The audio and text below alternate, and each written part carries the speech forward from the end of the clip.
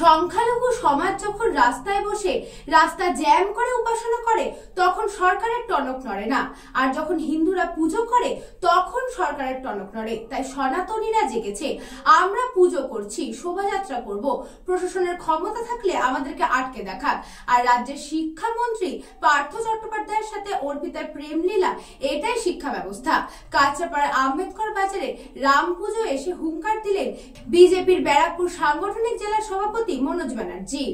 আমরা পুজো করতে চলেছি, ভারতের সংস্কৃতি, পরম্পরা এবং ঐতিহ্য আমরা যেটা বলে দেখ রাম রাজ্যের প্রতিষ্ঠা করার কথা, তার পুজো করছি, সেখানেও প্রশাসনের বাধা।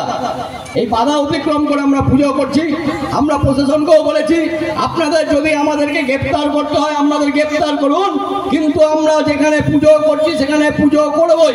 তাতে যদি আপনারা আমাদেরকে গ্রেপ্তার করতে হয় গ্রেপ্তার করবেন, কিন্তু আমরা আমাদের অধিকার ছাড়বো না। সনাতন সমাজ জেগে উঠেছে, সনাতন সমাজ নিজের অধিকারকে কেড়ে নেবে, কিন্তু আমরা আমাদের অধিকার কিছুতেই ছাড়বো না। তো আগামী দিনেও আমরা এখানে পুজো করব। যারা যারা বাধা দেওয়ার চেষ্টা করছেন প্রশাসনের পক্ষ থেকে, শুনে রাখুন, আগামী দিনেও আপনাদেরকে বাংলাদেশে পাঠাবার চক্রান্ত করা হচ্ছে। অন্যরা আমাদের মুখ্যমন্ত্রী বলেছিলেন যে আমরা লাঠি খেতে পারি, আপনাকে লাঠি খেতে হবে তাদের থেকেই। আপনাদের লাঠিকে কিন্তু বাংলাদেশে তারা পাঠিয়ে দেবে। কিন্তু যেভাবে বাংলাদেশ আজকে দেখতে পাচ্ছেন, সেখানকার হিন্দুরা যেভাবে লাঞ্ছিত হচ্ছে, অপমানিত হচ্ছে।